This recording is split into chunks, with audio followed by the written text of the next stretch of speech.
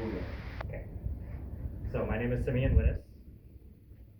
And as we begin, I would like you to imagine that you just got recruited for this brand new indie company called Twitch that you might not have heard of. And Twitch, as one of their first assignments, you're kind of a beginner, so they put you on an easy job, and they want you to configure this switch. And you know that configuring a switch is generally pretty easy. You go, you type in some commands, and then it's pretty much done. And also, there's some security protocols, but that's left off to the specialists, because the specialists are the ones who know about cybersecurity and how to make things secure. So you kind of just leave that off, expecting them to deal with it later. A couple days later, you find that your company has just had a 125 gigabyte data leak. And guess what the cause was? A misconfigured switch. And sure enough, it was your fault. So first of all, how fictional is this story? I would like you guys to just kind of guess a proportion or a percentage. What kinds of causes are caused by a single developer that aren't actually in cybersecurity? How many of them? Just shout out some numbers. Pi. Pi percent, so 3%, sure. Any other numbers at all? 10. 10%? 15, 30. 15, 30, ooh. That many.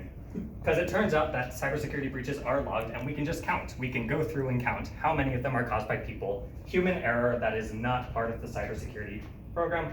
And according to the IBM's Cybersecurity Intelligence Index reports, 95% of them. And this kind of begs the question, how do you prevent this? And generally, what is cybersecurity?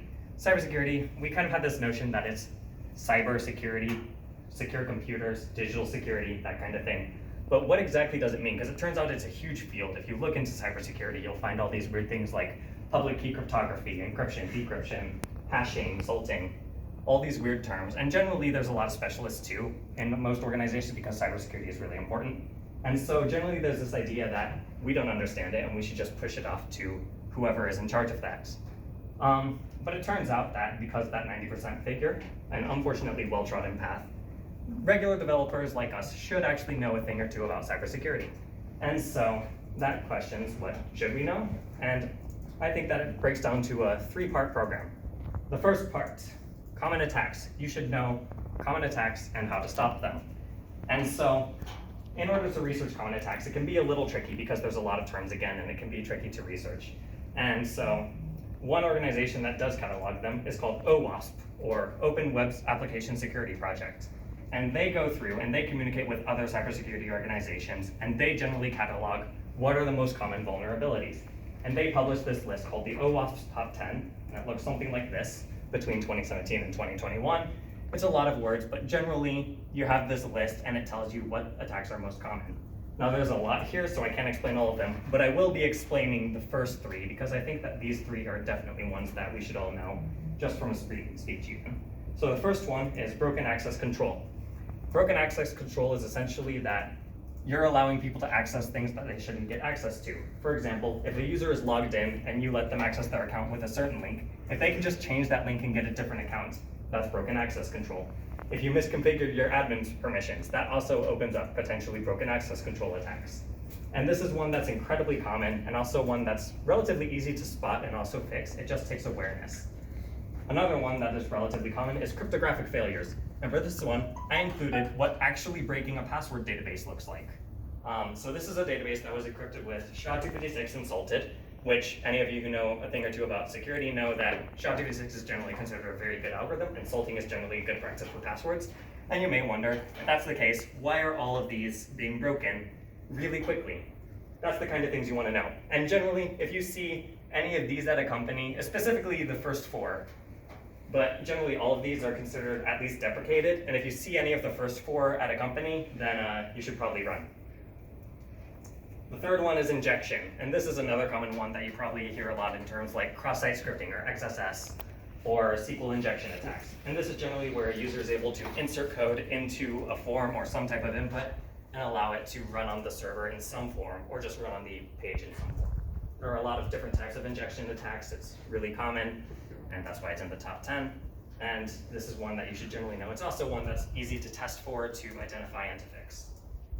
So the second step for what a developer should know is security testing. And this is generally, how do you test that your application is actually secure? You know all these common attacks, but how do you actually make sure that you aren't vulnerable to them? And there are a few types of security testing. Going into specifics on any one of them is kind of not too important because it's something that you can do on an application basis.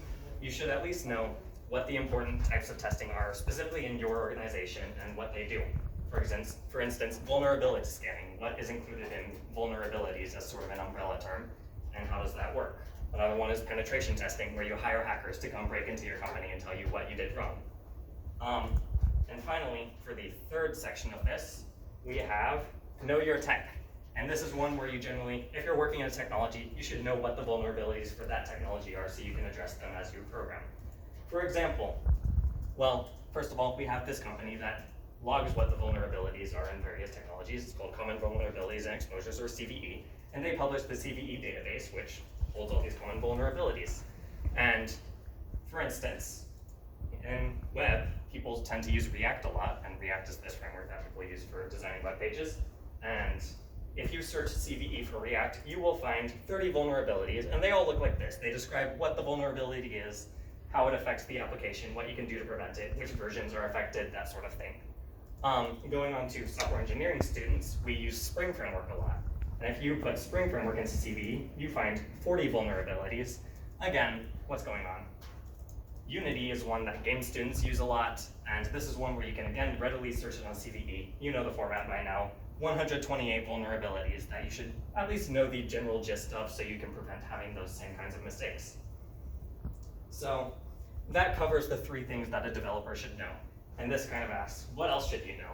In order to, aside from just specific things about technology, what else should you know?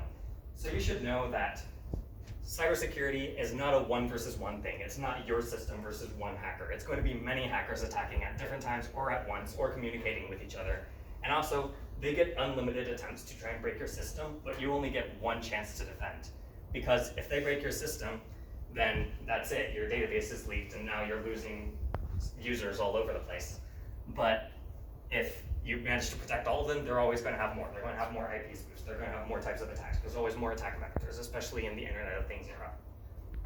Another thing is that it is your responsibility. We covered this 95% figure of what amount of cybersecurity breaches are caused by human error. And generally, it is your responsibility. You shouldn't just push it off. You should at least know what the protocols are in your company so that you don't make the unfortunately common mistake of just leaving it to the professionals. And finally, you should know that it's just really cool. Like, did you know you can decap a chip, get a microscope, and literally read the code that is running on that chip, hard-coded into the chip? And also, this is some real cybersecurity done by a real cybersecurity professional, and I love it. And this entire field is so cool, and I think we could all stand to learn a little more about it because it's really a great way to learn more about how computers work and what kinds of weaknesses are present in them, that sort of thing. So thank you for that. And any questions?